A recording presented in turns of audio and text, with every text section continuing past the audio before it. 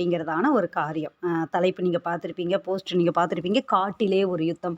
எந்த காடு, என்ன யுத்தம் நடக்குது, என்ன காரியம் அப்படின்னு சொல்லிட்டு அறிஞ்சுக்கிறதுக்கு எல்லாருக்கும் ரொம்ப ஆசையாக இருக்கும். உங்களை போலவே எனக்கும் ரொம்ப ஆசையாக இருக்குது. ஆண்டவர் இதில் என்ன ரகசியத்தை பரிசுத்த ஆவியானவர் எடுத்து கொடுக்க போறாரு, என்ன சொல்ல போறாரு, இதுக்குள்ள என்ன சங்கதிகள் அடங்கி இருக்குது அப்படின்னு சொல்லிட்டு ஆரம்பத்திலேயே நம்ம பார்த்தோம். நம்ம ஒரு யுத்த களத்துக்குள்ள நம்ம இருக்கிறோம். நம்ம எல்லாம் ஒரு யுத்த களத்துக்குள்ள. இந்த யுத்த களத்துக்குள்ள சர்வாயுத வர்க்கத்தை தரிச்சிட்டு பொறுமையோடு நம்மளுக்கு சொல்லப்பட்ட அந்த வார்த்தையின்படி அழகா மேகம் போன்ற திரளான சாட்சிகள் சூழ்ந்திருக்கும் போது நமக்கு நிமித்த ஓட்டத்துல பொறுமையோடு அப்படியே நம்ம ஓடிட்டு இருக்கோம். சந்தோஷத்தோடு ஓடிட்டு இருக்கோம். பாட்டு பாடி ஓடிட்டு இருக்கோம். சரி, இப்படி ஒரு யுத்தம் நடந்துட்டு இருக்குது. அதே போலதான் ராஜாக்கள் காலத்திலேயே நிறைய யுத்தங்கள் நடந்தது, நிறைய காரியங்கள் நடந்தது. அதுல நம்ம பார்க்கிற மாதிரி ஒரு பெரிய ஒரு யுத்தம் ஒன்று நடக்குது. அது எங்க நடக்குது அப்படின்னு சொன்னா, நோட்ஸ் எடுத்துக்கிறவங்க நீங்க நோட்ஸ் எடுத்துக்கொள்ளலாம். அந்த யுத்தம் எங்க நடக்குது அப்படின்னா எப்பிராயிம் காடுகளிலே நடக்கிறது. எப்பிராயிம் காடு, அந்த எப்பிராயிம் காடு அடர்ந்த காடு, பயங்கரமான காடு. அந்த காட்டில் தான் இந்த பெரிய யுத்தம் வந்து நடக்குது. பயங்கரமான ஒரு யுத்தம் வந்து நடக்குது. யாருக்கும் யாருக்கும் இந்த யுத்தம் நடக்குது அப்படின்னு சொன்னால், ரொம்ப ஒரு வேதனையான காரியம்தான். இந்த யுத்தம் யாருக்கு யாருக்கும் நடக்குது அப்படின்னு பார்க்கும்போது, தாவீது ராஜாவுக்கும், தாவீது ராஜா அந்த யுத்தத்துக்கு போகல. தாவீது ராஜாவோட எல்லாம் கூட இருக்கிறவங்க, படை தளபதிகள் எல்லாம் போகிறாங்க.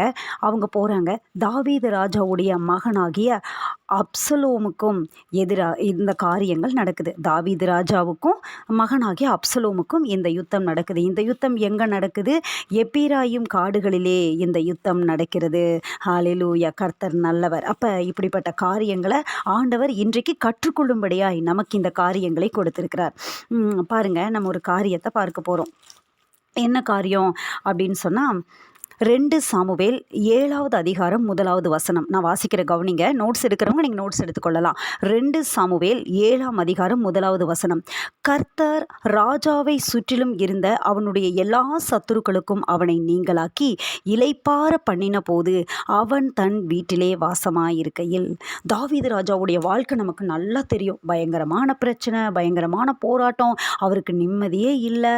அவர் ஓடி ஓடி அப்படியே கஷ்டப்பட்டு பயங்கரமாக என்ன பண்ணுறாங்க அப்படின்னு சொன்னால், சவுலுக்கு பயந்து ஓடுறாரு, சகோதரர்களுக்கு பயந்து ஓடுறாரு. இப்படி ஓடி ஓடி இருந்த ஒரு காலத்தில், ஒரு வாழ்க்கையில் அவருக்கு எல்லா பிரச்சனையும் முடிஞ்சிருச்சு. சவுல் இறந்தாச்சு. அடுத்தது யார் எல்லாமே அவங்களுடைய எல்லா எதிரிகளும் எல்லாம் வந்து நீங்கியாச்சு. எல்லாம் ஒரு இளைப்பாறுதலான ஒரு காலம். ரொம்ப அப்படியே ஒரு நிம்மதியாக தாவீதுக்கு அந்த இளைப்பாறுதல் வந்தோன்னா தாங்கவே முடியல. பாருங்க, இவன் யுத்தத்தில் ஓடி ஓடி ஓடி ஓடி கழிச்சு அந்த இளைப்பாறுதலை அனுபவிக்கிறதுக்கு கூட தாவீதுக்கு அந்த இஷ்டம் இல்லை. அவர் என்ன பண்ணுறாரு, அடுத்தது இளைப்பாற பண்ணின போது அப்படின்னு அந்த இடத்துல வந்து அப்படியே அது ஃபுல் ஸ்டாப் இல்லை, இளைப்பாற பண்ணின போது அப்படின்னு சொல்லிட்டு அப்படியே என்ன காரியம் தொடங்குது, சில காரியங்கள் தொடங்குது. என்ன தொடங்குது அப்படின்னா, அவன் ஆசரிப்பு கூடாரத்தை கட்டணும், தேவாலயத்தை கட்டணும்னு ஆசைப்படுற அந்த காரியங்களை நம்ம பார்க்க முடியும். அடுத்தது தீர்க்கதரிசி வந்து காரியங்களை, நாத்தான் தீர்க்கதரிசி வந்து இந்த காரியங்களெல்லாம் பேசுவாங்க. இப்படி இருக்குது. ஆனால் இதோட இவன் விட்டுருக்கலாம், இந்த ஆசையோடு விட்டுருக்கலாம். அடுத்து ஒரு காரியம் தாவீது ராஜா செய்கிறாரு. என்ன செய்கிறாரு அப்படின்னு சொன்னால், யுத்தம் செய்ய வேண்டிய காலம் என்கிற ஒரு காலம் வருகிறது. இங்கே இளைப்பாறு பண்ணியாச்சு, எல்லாம் பண்ணியாச்சு. அடுத்தது ஒரு யுத்தம் வருது. ராஜாக்கள் யுத்தம் செய்கிறதான காலம் என்று ஒரு காலம் இருக்கிறது. என்னதான் எதிரிகள் இல்லை, காரியங்கள் இல்லை அப்படின்னாலும் சில நேரத்தில் தன்னுடைய நாட்டின் எல்லைகளில் இருக்கிற எதிரிகளை களையெடுக்க வேண்டியது ஒரு ராஜாங்கத்தினுடைய காரியங்கள். இதை யார் பார்க்குறா அப்படின்னா, கூட இருக்கிறதான படைத்தலைவர்கள் அவங்க எல்லாருமே பார்க்குறாங்க. ராஜா பார்க்குறாரு, எல்லாமே பார்க்குறாரு. அப்போ ராஜா வந்து யுத்தத்துக்கு போக வேண்டிய காலம். கரெக்டாக தாவீது சிங்காசனத்தில் அமைதியாக இளைப்பாறுதல் அமரும்போது வயசு 30 அவருக்கு. நல்ல இள வயசு, வாலிப வயசு. அவர் நல்ல யுத்தத்துக்கு போகக்கூடிய வயசு. இந்த நேரத்தில் அந்த அடுத்த வருஷம் மறு வருஷத்திலே யுத்தத்துக்கு போக வேண்டிய ஒரு காலம் வருது. ராஜா என்ன பண்ணிட்டான், யுத்தத்துக்கு அவன் போகலை, ரெஸ்ட் எடுத்துட்டான். ஏன்னா அவ்வளோ ஒரு பெரிய எதிரிகள் இல்லை, ரொம்ப பெரிய ஒரு காம்படிஷன்லாம் அவனுக்கு இல்லை. எல்லாமே எதிரிகள் போயிட்டாங்க. ஏதோ கொஞ்சம் மிச்ச சொச்சம் அப்படிங்கிற மாதிரி கொஞ்சம் கொஞ்சம் இருக்கிறாங்க. தன்னுடைய ராஜ்யத்தின் எல்லைகளை திடப்படுத்துறதுக்கு சில காரியங்களை செய்ய வேண்டியது இருக்குது. சரி நம்மளுடைய அந்த படைத்தலைவர்கள் அனுப்பினாலே போதும், அவங்களே போய் எல்லாமே பார்த்துட்டு வந்துடுவாங்க. அது உண்மைதான். ஆனாலும் இங்கே காரியம் என்ன அப்படின்னு சொன்னால், ராஜாவாக இருக்கிறதுனால, அவனுக்கு அந்த வயதும் இருக்கிறதுனால, கரெக்டான அந்த வயதும் இருக்கிறதுனால அவன் போகணும். அந்த யுத்த களத்தில் போய் நிற்கணும். அந்த காரியங்கள் காரியங்களை செய்யணும், அவன் தான் தலைமை ஏற்றணும். ஆனால் அவன் அந்த இடத்துல போகலை. யுத்தம் செய்ய போகக்கூடிய வருஷத்திலே யுத்தம் செய்யலை. இதுதான் சில நேரங்களிலே நம்முடைய வாழ்க்கையிலே நடக்கிறதான ஒரு தவறான காரியம். இந்த யுத்தத்தை பற்றி நம்ம பார்க்குறதுக்கு முன்னாடி அப்படியே கொஞ்சம் கொஞ்சமாக அந்த காரியங்களை கற்றுக்கொண்டே அப்படியே நம்ம தேவ சமூகத்தில் அப்படியே கற்றுக்கொள்ளலாம். பரிசுத்த ஆவியானவர் எந்த காரியங்களெல்லாம் நமக்கு சொல்லிக் கொடுக்குறாரு. ராஜாக்கள் யுத்தம் செய்ய போகிற அந்த காலகட்டத்திலே யுத்தம் செய்ய போகாமல் இந்த தாவீது என்ன செய்கிறான் அப்படின்னு சொன்னால், அவன் இருந்துக்கிறான், வீட்டில் இருந்துக்கிறான். இந்த தப்பை தான் சில நேரத்தில் நம்ம செஞ்சிடறோம். எல்லாமே இளைப்பாறுதலாக இருக்குது, எல்லாமே கரெக்டாக இருக்குது, எந்த பிரச்சனையும் இல்லை.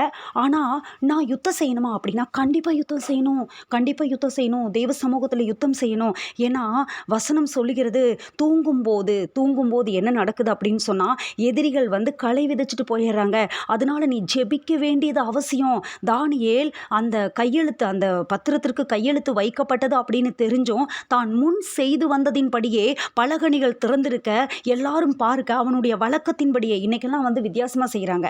மற்றவங்க பார்க்கணும் அப்படிங்கிறக்காக ஜெபம் பண்ணுறது ஒரு கேட்டகரி இருக்கு. ஆனால் தானியேல் எப்பவுமே அப்படி செஞ்சுட்டு வந்தார், வழக்கத்தின்படியே. அந்த நேரத்தில் அவர் கதவை சாத்தியிருந்தால் தான் தப்பு இல்லையா? எப்பவுமே வழக்கத்தின்படி அவர் செய்கிற மாதிரியே எந்த பயமும் இல்லாமல் செஞ்சார். அப்போ என்ன செய்யணும் அப்படின்னா, எந்த காரியம், என்ன இளைப்பாறுதல் என்ன கிடைச்சாலும் நம்ம ஜெபிக்க வேண்டியது அப்படிங்கிறது அது கண்டிப்பான கட்டாயமாக்கப்பட்டிருக்கிறது. அது பரலோகத்தின் சட்டம். அது பரலோகத்தின் சட்டம். பரலோக கவர்மெண்ட் ஒரு சட்டம் நம்மளுக்கு போட்டு வைத்திருக்கிறது. நீ யுத்த களத்தில் இருக்கிற சில நேரத்தில் உனக்கு இளைப்பாறுதல் கிடைக்கும். நீ கொஞ்சம் அப்படியே கம்ஃபர்டபுளாக இருப்ப. ஏன்னா எப்போ பார்த்தாலும் உனக்கு யுத்தம் செய்து உன்னை கஷ்டப்படுத்திட்டு ஆண்டவர் இருக்க மாட்டார். சில நேரத்தில் தேவ பிள்ளைகளுக்கு ஒரு இளைப்பாறுதலின் அனுபவங்கள் கிடைக்கும். அப்படியே கொஞ்சம் இளைப்பாற விடுவார். வனாந்தர அனுபவத்தில் கூட இந்த காரியங்கள் இருக்கும். சில இடத்துல பார்த்தீங்கன்னா 70 பேரிச்ச மரங்கள், 12 நீரூற்றுகள். கொஞ்சம் நீ படுத்துக்கப்பா, கொஞ்சம் ரெஸ்ட் எடுத்துக்கோ, நீ ரொம்ப கஷ்டப்படலாம் நான் உன்னை விட மாட்டேன், ரொம்ப வேதனைப்பட்டு ரொம்ப கஷ்டப்பட்டு ரொம்ப பாடுபட விட மாட்டேன், கொஞ்சம் அப்படியே நீ உன்னை கம்ஃபர்ட் பண்ணிக்கோ அப்படின்னு சொல்லிட்டு ஆண்டவர் என்ன செய்கிறாரு அப்படின்னு சொன்னால், ஆண்டவர் சில காரியங்களை நமக்கு அனுமதிக்கிறாரு. அப்படியாக சில காரியங்கள் நமக்கு கொடுக்கப்படுகிறது. அப்படி இருக்கும்போது என்ன நடக்கும் அப்படின்னு சொன்னால், இங்கே கொஞ்சம் ஒரு மெத்தனை போக்கு வந்துடுது. சரி, கொஞ்சம் அப்படியே நம்ம ரெஸ்ட் எடுத்துக்கலாம். இங்கே அவன் எடுக்கிற இந்த ரெஸ்ட் என்ன ஆயிடுச்சு அப்படின்னு சொன்னால், மிகப்பெரிய ஒரு யுத்தம் நடக்க காரணமாயிருச்சு. இப்போ சாதாரணமான இந்த யுத்தத்துக்கு நீ போகல, ஒரு சின்ன யுத்தத்துக்கு நீ போகல, ஒரு சின்ன யுத்தம், ஒரு பெரிய ஒரு ரிஸ்க் எடுக்காத யுத்தம். நீ சும்மா போய் முன்னணியில் இருந்துட்டு போனால் போதும். இங்கே யோவா உனக்கு படைத்தளபதி, அவன் பார்த்துக்குவான், எல்லாமே பண்ணிக்குவான். இங்கே நிறைய உனக்கு வீரர்கள் இருக்கிறாங்க, நிறைய பராக்கிரமசாலிகள், பயங்கரமான பராக்கிரமசாலிகள். தாவீதோடு கூட இருந்தவங்களாம் சாதாரணமான ஆட்கள் கிடையாது. எடுத்து படித்து பார்த்தீங்கன்னா தெரியும், ஒவ்வொருத்தரும் பயங்கரமான ஆளுங்க. அப்போ அவங்களாம் பார்த்துக்குவாங்க. நீ சும்மா கூட போயிருந்தீங்கன்னா கூட போதும், அப்படின்னு இருந்தீங்கன்னா கொஞ்சம் அப்படி வழி நடத்திட்டு போயிருந்தீங்கன்னா கூட போதும். ஆனால் நீ என்ன பண்ணலை? யுத்தம் செய்யலை. சில நேரத்திலே இளைப்பாறுதலை கட்டளையிடுவார், உண்மைதான். ஆனால் அந்த இளைப்பாறுதலின் நேரத்திலும் அந்த ஜெபம் என்பது குறையக்கூடாது. ஜெபம் குறைஞ்சிருச்சு அப்படின்னு சொன்னால் அது மிகப்பெரிய யுத்தத்திற்கு வழிவகுத்து விடும். தேவ பிள்ளைகள் எச்சரிக்கையாக இருக்க வேண்டியது இதில் தான் ரொம்ப கோட்டை விட்டுறோம். சில நேரத்தில் இதில் தான் ரொம்ப நம்ம என்ன பண்ணிடுறோம் அப்படின்னா, பரவாயில்ல நம்ம கொஞ்சம் ரெஸ்ட் எடுத்துக்கலாம் அப்படின்னு விட்டுறோம். இங்கே நடந்தது என்ன? அங்கே ஒரு பாவம் வருகிறது. அது விவரமாக சொல்லணுன்ற அவசியமே இல்லை. உங்கள் எல்லாருக்கும் அந்த பாவம் நல்லா தெரியும். அவன் என்ன பண்ணுறான்? உப்பருகையின் மேல் எழுந்து உலாவறான். படுக்கையிலிருந்து எழுந்து அங்கே ஒரு ஸ்திரீ ஸ்தானம் பண்ணுகிறதை அவன் பார்க்குறான். அவன் வெகு சௌந்தரியவதியாக இருந்தாள் அப்படின்னு சொல்லிட்டு அதோட கீழே வந்து அவன் மனம் திரும்பி மன்னிப்பு கேட்டிருந்தா கூட பரவாயில்ல. அந்த இடத்துல ஒரு பாவம் ஏற்படுகிறது, ஒரு காரியம் ஏற்படுகிறது. காரியம் ஏற்பட்டவன அது நிமித்தமாக சில பாவங்களை அவன் செய்கிறான். என்ன செய்கிறான்? நான் சொன்னது போல் அவனுக்கு இருந்த பராக்கிரமசாலிகள் அநேகம் பேர் இருந்தாங்க அப்படின்னு சொன்னேன்ல, அதில் ஒரு பராக்கிரமசாலி தான் ஏத்தியனாகிய உரியா. ரொம்ப ஒரு நல்ல மனுஷன், ரொம்ப உத்தமமான மனுஷன், ரொம்ப நீதியான மனுஷன், தன்னுடைய அந்த பணியில் ரொம்ப உண்மையாக இருந்தான், உத்தமமாக இருந்தான். ஆனால் தாவீது என்ன செஞ்சுட்டான் அப்படின்னு சொன்னால், அவனை கொல்றதுக்கான அந்த காரியத்தை அவன் கையிலேயே எழுதி கொடுத்து அனுப்பி அந்த உத்தமனாகி அந்த மனுஷனை என்ன பண்ணுறான் அப்படின்னா கொன்று போடக்கூடிய காரியங்கள். இது தேவனுடைய பார்வைக்கு பொல்லாப்பாக இருந்தது என்று வேதம் சொல்கிறது. அவனுடைய மனைவியை தனக்கு மனைவியாய் அவன் எடுத்துக்கொண்டான். அடுத்தது இங்கே என்ன காரியம் நடக்குது அப்படின்னு சொன்னோன்னே, கர்த்தர் நாத்தானை தாவீதினிடத்தில் அனுப்பினார். தாவீதினிடத்தில் அனுப்பும்போது ஒரு காரியம் அங்கே வெளிப்படுகிறது. நம்ம எல்லாருக்கும் நல்லா தெரிஞ்ச காரியம்தான். உன் ஆண்டவனுடைய வீட்டை உனக்கு கொடுத்து உன் ஆண்டவனுடைய ஸ்திரீகளையும் உன் மடியிலே தந்து இஸ்ரவேல் வம்சத்தையும் யூதா வம்சத்தையும் உனக்கு கையளித்தேன். இது போதாதிருந்தால் இன்னும் உனக்கு வேண்டியதை தருவேன். கர்த்தருடைய பார்வைக்கு பொல்லாப்பான இந்த காரியத்தை செய்து அவருடைய வார்த்தையை நீ அசட்டை பண்ணினது என்ன? ஏத்தியனாகிய உரியாவை நீ பட்டயத்தால் மடிவித்து அவன் மனைவியை உனக்கு மனைவியாக எடுத்துக்கொண்டு, அதுதான் ஆண்டவருக்கு பிடிக்கல. மென்ஷன் பண்றாரு பாருங்க. இதே காரியம் எங்க பிரதிபலிக்கும் அப்படின்னு சொன்னா வம்ச அட்டவணையில பிரதிபலிக்கும். வம்ச அட்டவணையில தாவீது ராஜா உரியாவின் மனைவியா இருந்தவளிடத்தில் சாலமோனை பெற்றான். அப்படிதான் வரும். அப்படிதான் வம்ச அட்டவணையில் எழுதப்பட்டிருக்கோங்க. ஏத்தியனாகிய உரியாவினுடைய பெயர் அங்கே வம்ச அட்டவணையிலே இடம்பெறுகிறது. ஏன்னா அவன் உத்தமன், நீதிமான். அவன் ரொம்ப நீதிமான உத்தமனா இருந்தான். ஆண்டவருக்கு இது பிடிக்கவே இல்லை. ஆண்டவருக்கு பிடிக்கல. தாவீதே, நீயா இப்படி செஞ்ச? இந்த மாதிரி நீ பண்ணிட்டியேன்னு சொல்லி அவருடைய இருதயம் ஏங்குகிறது. அப்போ இந்த காரியத்தை ஆண்டவர் வெளிப்படுத்துகிறாரு. அதனால பாருங்க, எந்த ஒரு பாவத்திற்கும் தண்டனை இல்லாமல் இருப்பதில்லை. எந்த ஒரு பாவமும் ஒரு தண்டனையை கொடுத்துட்டு தான் போகும். சும்மாலாம் போகாது. நம்ம எந்த தூரம் ஆண்டவர் விட்டு பின்னாடி போகிறோமோ அவ்வளவு தூரம் திரும்பி வரும்போது சில விலை கிரயங்களை கொடுத்து தான் வர வேண்டும்.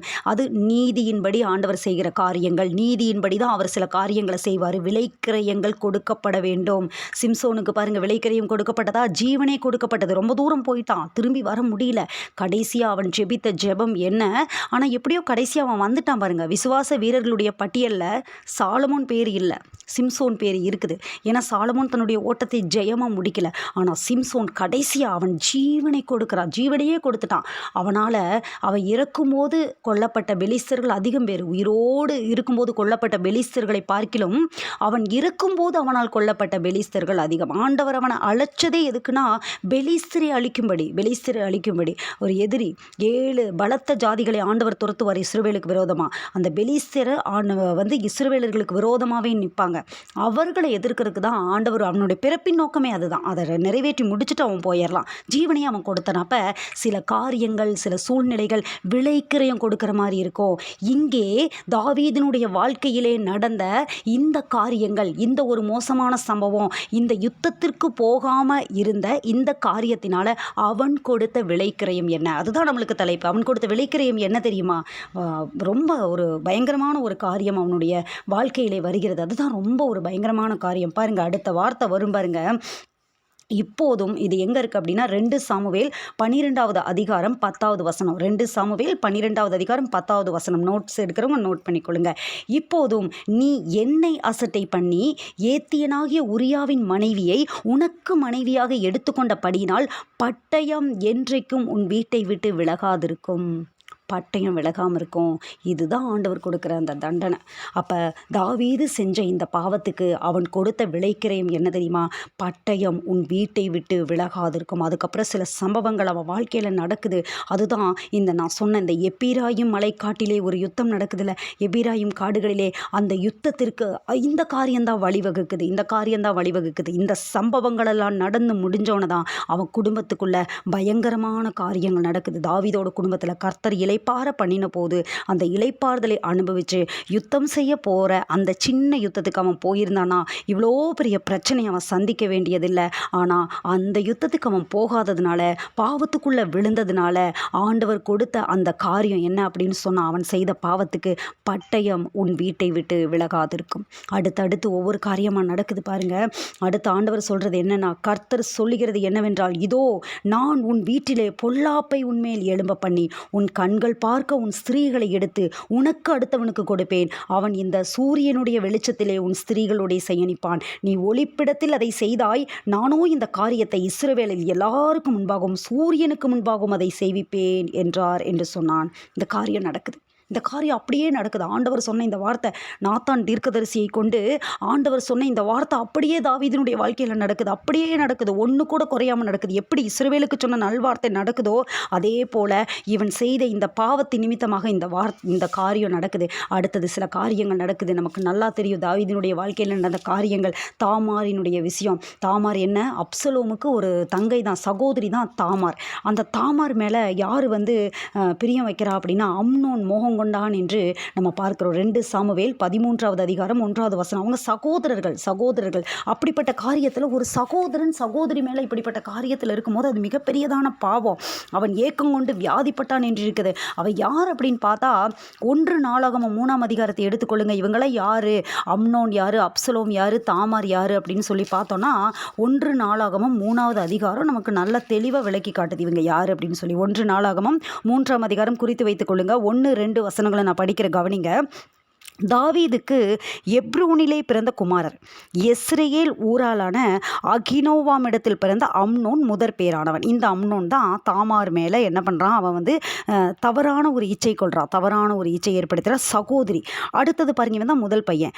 கர்மேல் ஊராளான அபிகாயில் இடத்தில் பிறந்த தானியேல் 2ஆம் குமாரன்.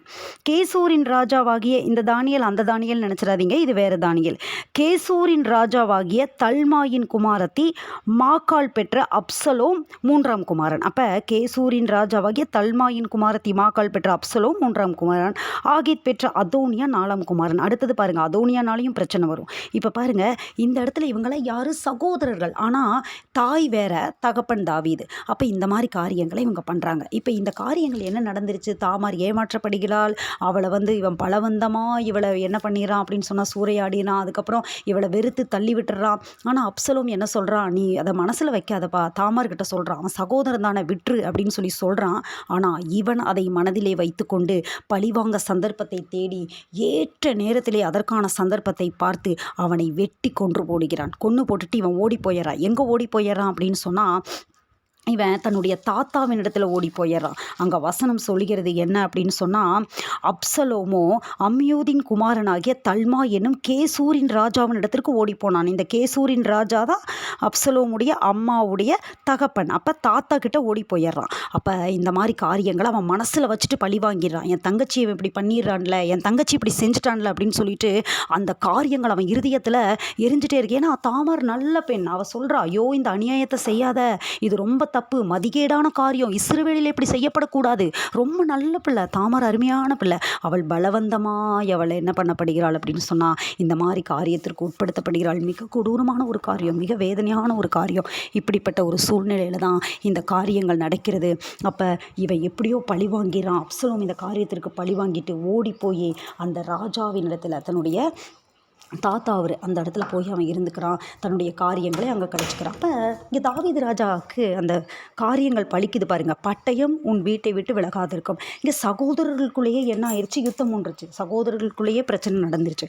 அடுத்த காரியம் என்ன நடக்குது அப்படின்னா, இவன் அழுதுகிட்டே இருக்கிறான். ஐயோ அம்னோன் இறந்துட்டானே, முதற் பேரானவன் அம்னோன் இறந்துட்டானே. அப்போ கொஞ்ச நாள் கழிச்சு அவனுடைய அந்த துக்கமெல்லாம் மாறிடுச்சு.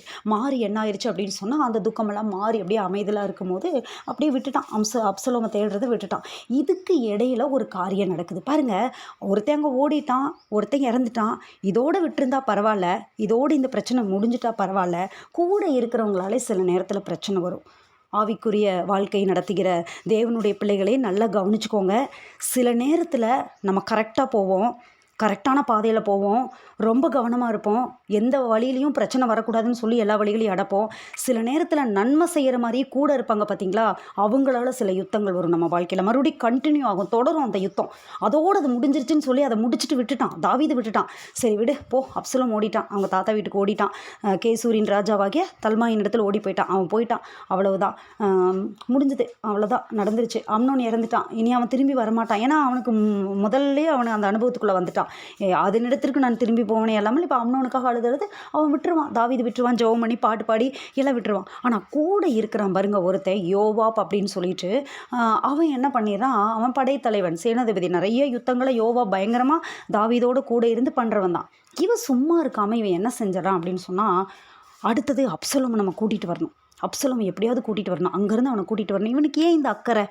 தாவீதுக்கு நல்லது செய்கிற மாதிரி நினச்சி சில காரியங்களை செய்கிறான். இப்படி தான் சில நேரத்தில் நம்ம கூட இருக்கிறவங்க நமக்கு நல்லது செய்கிற மாதிரி நினச்சி தீங்கு செய்வாங்க.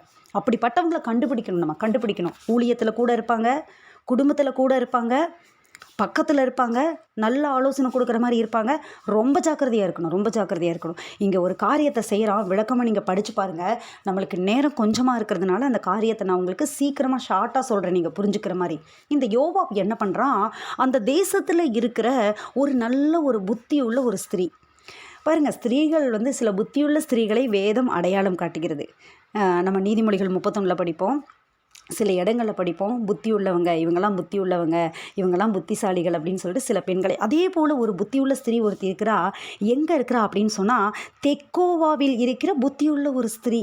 அழகாக வேதம் அடையாளம் காட்டுகிறது. 2 சாமுவேல் 14வது அதிகாரத்தில் அந்த ஸ்திரீயை பற்றியதான காரியங்கள் இருக்கிறது. அந்த ஸ்திரீயை போய் கூப்பிடுறான், இங்கே வா, நீ என்ன பண்ணு, உன் நாயகனுக்காக நீ இலவு கொண்டாடுகிறவளைப் போல துக்க வஸ்திரங்களை உடுத்தி கொண்டு எண்ணெய் பூசிக்கொள்ளாமல் இறந்து போனவனுக்காக நெடுநாள் துக்கிக்கிற ஸ்திரீயைப் போல காண்பித்து. அந்த நாட்களிலே இஸ்ரவேலிலே ஒரு வழக்கம் இருந்தது. என்ன வழக்கம் அப்படின்னா, தன்னுடைய கணவன் இறந்து போயிட்டாங்க அப்படின்னு சொன்னால் துக்கப்படுவாங்க. ஒரு சில நாட்களாக, ஒரு குறிப்பிட்ட நாட்கள் இருக்கும்.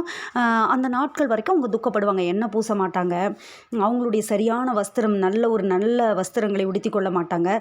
துக்க வஸ்திரங்கள் உடுத்தி கொண்டுட்டு அவங்க அப்படியே துக்கிச்சு கொண்டு இருப்பாங்க. நீ அப்படி உன்னை காட்டிக்கோ, நெடுநாளாக நீ துக்கப்படுறவளை போல உன்னை காட்டிக்கோ, நீ ராஜா கிட்ட வந்து இன்னபடி நீ பேச வேண்டும்னு சொல்லிட்டு சில காரியங்களை சொல்லிக் கொடுப்பான். என்ன சொல்லிக் கொடுப்பான் அப்படின்னு சொன்னால், எனக்கு 2 பேர் என்னுடைய கணவர் இறந்து போயிட்டாரு, எனக்கு 2 குமாரர் இருப்பாங்க, 2 குமாரரில் ஒரு 2 பேர் சண்டை பண்ணி அவங்க 2 பேர்த்தையும் யாரும் விலக்கி விடுறதுக்கு ஆள் இல்லாததுனால ஒருத்தனை கொன்னுட்டான், இன்னொருத்தன் ஓடிட்டான். கூட இருக்கிறவங்கள எப்படி பாருங்கள், 2 குமாரர்கள், ஒரு 2 பேர் சண்டை பண்ணாங்க, கூட யாருமே இல்லை விலக்கி விடுறதுக்கு. ஒருத்தன் இன்னொருத்தனை கொன்னுட்டான், ஒருத்தன் ஓடி போயிட்டான், இன்னொருத்தன் செத்து போயிட்டான். இப்போ என் சொந்தக்காரங்க, பக்கத்தில் இருக்கிறவங்க, நியாயாதிபதிகள் எல்லாரும் எழும்பி என்ன சொல்கிறாங்க, அந்த கொன்று போட்ட அவனை கண்டிப்பாக கொலை செய்யணும். ஏன்னா இஸ்ரவேலிலே வழக்கம், கொலைபாதகனை வந்து வைக்கக்கூடாது, அது வந்து இஸ்ரவேலிலே சட்டம், கொன்று போடணும்னு சொல்கிறாங்க. அதனால ராஜாவே, எனக்கு நீங்கள் கொஞ்சம் ஹெல்ப் பண்ணணும், எனக்கு அவனும் போயிட்டானா என்னுடைய சந்ததி விளங்குறதுக்கு ஒரு பேருமே இல்லை, என் கணவருடைய சந்ததி விளங்குறதுக்கு, அவரும் இறந்துட்டாரு, இவனுக்கு கல்யாணம் ஆகி ஏதோ இவன் ஒரு குழந்தை பெற்றாதான் சந்ததி விளங்கு. இஸ்ரவேலிலே சந்ததி முக்கியம், வம்சாட்டவனை முக்கியம், சந்ததி முக்கியம். அப்படி சொல்லும்போது ராஜா இதையெல்லாம் கேட்டுட்டு, அப்படியா, சரி, நீ என்ன பண்ணலாம் அப்படின்னு சொல்லிட்டு ராஜா வந்து நல்ல ஒரு காரியத்தை பார்த்து சொல்கிறான். நீ போ, உன்னோட காரியத்துக்கு நான் உத்தரவு கொடுக்குறேன் அப்படின்னு சொல்லிட்டு மறுபடியும் அந்த ஸ்திரீ சொல்கிறா, ராஜாவாகிய என் ஆண்டவனே, ராஜாவின் மேலும் அவர் சிங்காசனத்தின் மேலும் குற்றமில்லாதபடிக்கு அந்த பழி என் மேலும் என் தகப்பன் வீட்டிலும் சுமரக்கடவுது அப்படின்னு சொல்லிட்டு அதற்கு உடனே ராஜா தாவீது சொல்கிறான், உனக்கு விரோதமாக பேசுகிறவனை என்னிடத்தில் கொண்டு வா, அப்பொழுது அவன் இனி உன்னை தொடாதிருப்பான் அப்படின்னு சொல்லிட்டு எல்லாம் சொல்லி முடிச்சுட்டு இருக்கும்போது என்ன சொல்கிறான் அப்படின்னு சொன்னோன்னே, அடுத்தது அவள் சொல்கிறா, பின்னும் அவள், இரத்தப்பழி வாங்குகிறவர்கள் அலிம்பு செய்து என் குமாரனை அத்தம் பண்ண பெருகி போகாதபடிக்கு ராஜாவானவர் தம்முடைய தேவனாகிய கர்த்தரை நினைப்பாராக என்றாள். அதற்கு ராஜா, உன் குமாரனுடைய மயிரில் ஒன்றாவது தரையில் விழுவதில்லை. ராஜா வாயிலிருந்து ஒரு வார்த்தை வந்துருச்சு, சொன்னதை மாற்ற முடியாது, சொன்னதை மாற்றக்கூடாது, அதனால உன் குமாரனுடைய தலையிலிருந்து ஒரு மயிர் கூட விழுகாதுன்னு கர்த்தருடைய ஜீவனை கொண்டு சொல்கிறேன் அப்படின்னு சொல்லிட்டு உடனே அவள் என்ன பண்ணுவா, நைஸாக என்ன பண்ணுவா அப்படின்னு சொன்னால், அப்பொழுது அந்த ஸ்திரீ, ராஜாவாகிய என் ஆண்டவனை, உமது அடியால் ஒரு வார்த்தை சொல்ல உத்தரவாக வேண்டும் என்றால். அவன் சொல்லு என்றான். கேட்டுட்டு, நான் ஒரு வார்த்தை உங்களோட பேசணும் ராஜாவே. சரி சொல்லு. அப்பொழுது அந்த ஸ்திரீ, பின்ன ஏன் தேவனுடைய ஜனத்திற்கு விரோதமாய் இப்படிப்பட்ட நினைவை நீர் கொண்டிருக்கிறீர்? துரத்துண்ட தம்முடையவனை ராஜா திரும்ப அழைக்காததினாலே ராஜா இப்பொழுது சொன்ன வார்த்தையினால் குற்றமுள்ளவரை போல் இருக்கிறார். வார்த்தையில் குற்றம் கண்டுபிடிச்சி, எப்படி பாருங்கள், அதான் புத்தியுள்ள ஸ்திரீ. அவன் சொன்ன வார்த்தையை வச்சு, இதுதான் நம்ம ஸ்லாங்கில், நம்ம இதில் சொல்லணும்னா போட்டு வாங்குறது அப்படின்னு சொல்லுவாங்க இல்லை, நம்ம ஸ்லாங்கில் சொல்கிறது. அப்போ இவன் என்ன பண்ணுறா அப்படின்னு சொன்னால், ராஜா கிட்டேயே போய் இந்த காரியங்களை பேசி சொல்லுறா. உடனே ராஜா கேட்ச் பண்ணிட்டான். அவன் தெரிஞ்சிருச்சு, யார் இது அப்படின்னு சொல்லி இதெல்லாம் நீ பேசுகிறதுக்கு உனக்கு வந்து யோவாப் உட்கையாக இருக்கவில்லையா அப்படின்னு சொன்னோன்னே அவள் பயந்துடுறா. ஆமாம், ஐயோ ராஜா, இது பாருங்க, அழகாக அந்த வார்த்தை வரும். தாவீது ராஜாவுக்கு ஆண்டவர் அப்படியே அள்ளி கொடுத்துருக்கிறார் ஞானத்தை. 2 சாமுவேல் 14வது அதிகாரத்தில் 19வது வசனத்தில், அப்பொழுது ராஜா, இதில் எல்லாம் யோவாப் உனக்கு உட்கையா இருக்கவில்லையா என்று கேட்டான். அதற்கு ஸ்திரீ பிரதியுத்தரமாக, ராஜாவாகிய என் ஆண்டவன் சொன்னதற்கெல்லாம் வலது பக்கத்திலாவது இடது பக்கத்திலாவது விலகுகிறதற்கு ஒருவராலும் கூடாது என்று ராஜாவாகிய என் ஆண்டவனுடைய ஜீவனை கொண்டு சொல்லுகிறேன். உமது அடியானாகிய யோவாப் தான் இதை எனக்கு கற்பித்து அவனே இந்த எல்லா வார்த்தைகளையும் உமது அடியாளின் வாயிலே போட்டான் சொல்லிட்டு அவ சொல்லுவா, நான் இந்த காரியத்தை ஓமானமாய் பேசுகிறதற்கு உமது அடியானாகிய யோவாப் அதற்கு காரணமாய் இருந்தான். ஆனாலும் தேசத்தில் நடக்கிறதையெல்லாம் அறிய என் ஆண்டவனுடைய ஞானம் தேவதூதனுடைய ஞானத்தை போல் இருக்கிறது. அல்லேலூயா. பாருங்க, என்ன ஒரு ஞானம் தாவீதுக்கு. அப்போ அரசாட்சி செய்யறதுக்கு யுத்தம் பண்ணுறதுக்கு சில நேரங்களில் சரீர பலன் மாத்திரம் போதாது, ஞானம் வேணும். ஞானம் வேணும். தாவீதுக்கு இருந்துச்சு, அந்த ஞானம் இருந்துச்சு. யார் மூலமாக இது நடக்குது, யார் சொல்கிறா, யார் இவகிட்ட இப்படி சொல்லியிருப்பா. சில நேரத்தில் இதை தெரிஞ்சுக்கணும். உங்ககிட்ட யாராச்சும் ஏதாவது வந்து சொல்கிறாங்களா, யார் சொல்கிறாங்க, இவங்க பின்னாடி இருந்து சொல்கிறது யார், குடும்பத்துக்குள்ளே இப்படி பண்ணுறது யார், ஆமாம் வெளியிலேருந்து சொல்கிறது யார், ஊழியத்தில் இப்படி பண்ணுறது யார், இவங்களா சொல்கிறாங்களா, இவங்களுக்கு யாராவது சொல்லி கொடுத்து சொல்கிறாங்களா? யுத்தத்தில் நிற்கிறீங்க, மறந்துடாதீங்க, யுத்தத்துக்குள்ளே நிற்கிறீங்க தேவஜனமே. இது ஏதோ சம்பவம், சரித்திரம் அல்ல. சரித்திரம் எழுதுறதுக்கு நிறைய காரியங்கள் இருக்குது, வரலாற்று சம்பவங்கள் எழுதுறதுக்கு நிறைய காரியங்கள் இருக்குது. சரித்திரத்தை சரித்திரமாக படிக்காதீங்க, பைபிளை சரித்திரமாக படிக்காதீங்க. இது ஏன் எழுதப்பட்டிருக்குது அப்படின்னு சொன்னால், இதுக்குள்ளே பொக்கிஷத்தை வைத்திருக்கிறார். இதை படிக்கிற நாம புரிஞ்சு கொள்ளணும். யுத்தத்தில் நிற்கிறீங்க, உங்களுக்கு சரீர பலன் மாத்திரம் போதாது. பிரச்சனை வந்துருச்சு, போராட்டம் வந்துருச்சு, பட்டயம் உன் வீட்டை விட்டு விலகாதிருக்கும் ஒரு காரியத்தை நீ வாங்கிட்ட, உனக்குள்ள ஒரு பிரச்சனை இருக்குது, சாபம் வந்துருச்சு, நீ ஜெபித்து அதை முறியடிக்கணும். ஆனால் சுற்றி நடக்கிற காரியம் யார் மூலமாக வருது, எவர் மூலமாக வருது, ஒருத்தர் வந்து பேசுனாங்கன்னா யார் சொல்லி கொடுத்து அவங்க பேசுகிறாங்க, உன்னை பின்னாடி என்ன காரியம் நடக்குது, குடும்பத்தில் என்ன நடக்குது அப்படின்னு சொல்லி தேவதூதனுடைய ஞானத்தை போல, அந்த ஞானத்தை யார் கொடுப்பா? பரிசுத்த ஆவியானவர் கொடுப்பார். அந்த ஞானம் நமக்கு வேண்டும். இப்போதான் இங்கே ஒரு காரியம் நடக்கிறது. சரி பரவாயில்ல, யோவாப் கிட்ட சொல்லி போய் அவனை கூட்டிட்டு வா, அப்சலோமை கூட்டிட்டு வா. அதுக்கப்புறம் தான் முகாந்தரங்கள் உண்டாகிறது. இப்போதான் நம்ம இப்போ டாபிக்குள்ளே போகிறோம். இந்த செய்தி அப்படியே அடுத்த வாரம் தொடரும் அப்படின்னு நான் நினைக்கிறேன். இந்த செய்தி அப்படியே நம்ம கண்டினியூ பண்ணலாம் அடுத்த வாரம். அடுத்தது தான் மிகப்பெரிய ஒரு காரியம், கிளைமாக்ஸ்ன்னு சொல்லுவாங்கள்ல, அந்த காரியம் அடுத்த வாரம் தான் நடக்க போகுது. அப்போ இவனை கூட்டிகிட்டு வந்துடுறான். இவன் பேசாமல் அங்கே இருந்திருந்தானா பிரச்சனை இல்லை, அவன் பாட்டுக்கு அங்கே இருந்திருப்பான், இவன் பாட்டுக்கு இங்கே இருந்திருப்பான், இவனுடைய ராஜ்யம் நடந்திருக்கும், அப்படியே வழிகளில் பிரச்சனை இல்லாமல் போயிருக்கும். ஆனால் இங்கே ஊடால உள்ளுக்குள்ளே ஒரு குழப்பத்தை உண்டு பண்ணி, இவங்களுக்குள்ள ஒரு பிரச்சனையை உண்டு பண்ணி, நீ போய் அவனை கூட்டிகிட்டு வா. ஏன் துரத்துண்ட தம்முடையவனை ஏன் கூப்பிடாமல் இருக்கிறீங்க? இவன் குடும்பத்தை குறித்து அவங்களுக்கு ஒரு எண்ணம். ஏன் அப்படின்னு சொன்னால், அப்சலோமு மேலே எல்லாருக்கும் ஒரு கண்ணு. ஏன் தெரியுமா கண்ணு? அவனுக்கு உச்சந்தலை முதல் உள்ளங்கால் வரை ஒரு பொழுதுமே இல்லை. பார்க்கும்போது எச்சா என்ன அழகாக இருக்கான், என்ன அழகாக இருக்கான். அடுத்த ராஜா இவனாக தான் இருக்கும். அதனால தான் எல்லாருக்கும் ஒரு கண் இவன் மேலே, எல்லாருக்கும் ஒரு கண். இவன் தான் அடுத்த ராஜா. நிறைய பேர் ஃபிக்ஸ் பண்ணிட்டாங்க மனசுக்குள்ளேயே. வேறு யாருங்க ராஜா? அங்கே பாருங்கள், தாவீதோட பையன் அப்படியே தாவீது மாதிரி ரொம்ப அழகாக இன்னும் சூப்பராக இருக்கிறாரு பாருங்க. இன்னும் உச்சந்தலை முதல் உள்ளங்கால் வரை ஒரு பழுதுமே இல்லை, மெச்சி கொள்ளப்படத்தக்க மாதிரி இருக்கிறாரு, ரொம்ப அழகாக இருக்கிறாரு. வருஷாந்தரம் தலைமயிரை சிறைத்துக் கொள்வானாமா. அவனுடைய தலைமயிர் பாரமாக இருக்கிறதுனால பயங்கர அழகு. இவனை மாதிரி ஒரு அழகு. அவன் என்னங்க தப்பு பண்ணிட்டான்? அவன் தங்கச்சி அந்த மாதிரி பண்ணினாங்க, அவன் கோவம் வந்துருச்சு, அவன் கொன்னுட்டான். இதில் என்னங்க இருக்குது? இப்படி உலகம் பார்க்கிறது. உலகம் பார்க்கிற பார்வை வேறு, ஆண்டவர் பார்க்கிற பார்வை வேறு. அவர் அப்சலோமை தெரிந்தெடுக்கல, சாலமோனை தான் அவர் தெரிந்தெடுத்தார். ஆண்டவருடைய தெரிந்தெடுப்புகள் ஆச்சரியமானது பாருங்க. சவுல ஆண்டவர் தெரிந்தெடுக்கும் போது இஸ்ரவேலிலெங்கும், சமஸ்த இஸ்ரவேலிலெங்கும் அவனுடைய உயரத்துக்கு யாருமே இல்லை, எல்லாம் அவன் தோளுக்கு கீழே இருக்கிறாங்க. தாவீதை தெரிந்தெடுக்கும் போது யோசிச்சு பார்த்தா அவனை விட ஹைட்டாக தானே தெரிந்தெடுத்திருக்கணும். ஆண்டவர் ஹைட்டை மட்டும் பார்க்க மாட்டார், வெயிட்டை மட்டும் பார்க்க மாட்டார். சில நேரத்தில் தெரிந்தெடுப்புகள் ஆச்சரியமானது. தாவீது எப்படி அந்த 5 கூழாங்கல்ல அந்த எடுத்து ஆற்றுலேருந்து எடுத்து அடைப்பையிலே போட்டு அதிலிருந்து ஒரு கூழாங்கல் எடுத்து, நம்மளாம் தேர்ந்தெடுக்கப்பட்ட கூழாங்கல் அடைப்பையில் இருக்கிறோம். நினைக்காதீங்க ஒரு கூழாங்கல்ல கோலியாத்தை வீழ்த்திட்டான். அந்த 4 உள்ளே இருக்குது. நான் இன்னும் எதுவும் செய்யலையே, நான் இன்னும் எதுவும் பண்ணலையே. தேர்ந்தெடுக்கப்பட்ட கூழாங்கல் நீங்கள். இப்போ அடைப்பைக்குள்ளே இருக்கிறீங்க பாதுகாப்பா. நீங்கள் எழும்புகிற காலம் என்று ஒன்று உண்டு, நீங்கள் ஆண்டவருக்காக பிரயோஜனப்படுகிற காலம் என்று ஒன்று உண்டு. அது வரைக்கும் நீங்கள் என்ன பண்ணணும்? அடைப்பைக்குள்ளே இருக்கணும். தாவீதோட அடைப்பைக்குள்ளே இருக்கணும். ஆமாம், ஏற்ற காலத்தில் உங்களை உயர்த்தும்படி அவருடைய பலத்த கைக்குள் நீங்கள் இருக்கணும். இந்த வார்த்தை அப்படியே ரேமா யாருக்கோ வருது. ஆண்டவர் யாரோடு கூட பேசி கொண்டிருக்கிறார். நான் இன்னும் பயன்படுத்தப்படலை, நான் இன்னும் அப்படியே இருக்கிறேன், பிரயோஜனம் இல்லை நீங்கள் நினச்சிட்டு இருக்கலாம். ரேமா வருது, பிடிச்சுக்கொள்ளுங்க. யாருக்கு வருதுன்னு தெரில, திட்டம் என்னால் சொல்ல முடியும், ஆவியில் உணர்ந்து நான் சொல்கிறேன். உங்களை பயன்படுத்திக்கிற ஒரு காலம் வர வரைக்கும் அடைப்பைக்குள்ளே இருங்க. அதுலேருந்து ஒரு கூழாங்கல் ஆண்டவர் எடுத்தார். மிச்ச நாளும் உள்ளதாக இருக்குது, அடைப்பைக்குள்ளே இருக்குது. வேணுங்கும் போது அதை எடுப்பார், தேவைப்படும் போது எடுப்பார்.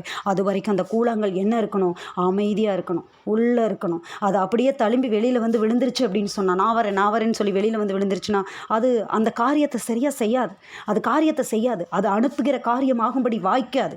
ஆண்டவருடைய நேரமும் வேலையும் வர வரைக்கும் அந்த கூழாங்கல் அமைதியாக தான் இருக்கணும், அடைப்பைக்குள்ளே தான் இருக்கணும். யாரோடு ஆண்டவர் தெளிவாய், மறுபடியும் இந்த வார்த்தையை விட்டு என்னால் போக முடியல, ஆண்டவர் தெளிவாய் பேசி கொண்டிருக்கிறார். அப்போ காரியங்கள் இப்படி இருக்கிறது, யுத்தங்கள் இப்படி இருக்கிறது, சூழ்நிலைகள் இப்படி இருக்கிறது. ஆண்டவர் பாருங்கள் தேர்ந்தெடுக்கப்படுகிறார். தேர்ந்தெடுக்கப்பட்டவங்க. தாவீதை பார்க்கும்போது தாவீது எப்படி இருந்தான்? அவன் ரொம்ப குட்டி பையன், சின்ன பையன், 17 வயசு தான், ரொம்ப அழகாக இருக்கிறான், ரொம்ப அழகிய கண்கள், சிவந்த மேனி, சௌந்தரியமுள்ள ரூபம், வாப்பா தம்பி அப்படின்னு சொல்லி கொஞ்சற மாதிரி ஒரு அழகு, அவனை கொஞ்சம் தான் தோணும். அப்படிப்பட்டவனை, ரொம்ப அழகானவனை, இவனை தான் ஆண்டவர் தேர்ந்தெடுக்கிறார். ஆமாம். அடுத்தது பாருங்கள், இங்கே அப்சலோமை தேர்ந்தெடுப்பாங்கன்னு எல்லாரும் நினச்சிட்டு இருக்கிறாங்க. ஏன்னா அவன் ரொம்ப அழகாக இருக்கான், ரொம்ப ஒரு பழுதுமே இல்லை. ஆனால் ஆண்டவருடைய தெரிந்தெடுப்பு சாலமோனை பற்றி போகிறது, சாலமோனை போகிறது. ஆண்டவருடைய தெரிந்தெடுப்புகள் ஆச்சரியமானது. இது அப்படியே நம்ம அடுத்த வாரத்துக்கு கண்டினியூ பண்ணலாம். என்ன நடக்கிறது, அந்த காட்டில் யுத்தம் எப்படி நடந்துச்சு, எல்லாரும் நீங்கள் படித்தது தான், தெரியும் தான். ஆனால் அதுக்குள்ளே என்ன ரகசியம் இருக்குது, நம்முடைய ஆவிக்குரிய வாழ்க்கைக்கு அதுக்குள்ளே என்ன ரகசியம் இருக்குது, பரிசுத்த ஆவியானவர் நமக்கென்று அந்த ரகசியங்களை பகிர்ந்து கொடுக்க போகிறார். எபிராயும் காட்டிலே நடந்த மிகப்பெரிய யுத்தம் அது. இந்த யுத்தத்துக்கு ராஜாவை கூட்டிகிட்டு போகலை. இந்த யுத்தத்துக்கு ராஜா வந்திருந்தா அந்த யுத்தம் கரெக்டாக முடிஞ்சிருக்காது. அதனால இது ஆண்டவராலேயே தடுத்து நிறுத்தப்படுகிறது. யுத்தத்துக்கு ராஜா போகலை, ராஜாவினுடைய சார்பில் யோவா போகிறான். யார் இந்த காரியத்தை செஞ்சானோ அவனே போகிறான். ஏன் இந்த யுத்தம் நடந்தது, நல்லா தானே போயிட்டு இருந்துச்சு, நல்லா அப்சலோமை மன்னிச்சிட்டாரே, அப்சலோம் வந்துட்டானே, அப்புறையே அப்சலோமுக்கு விரோதமாக யுத்தம் நடந்துச்சு. இந்த காரியங்களை நம்ம அடுத்த வாரம் பார்க்க போகிறோம். இதே ஒரு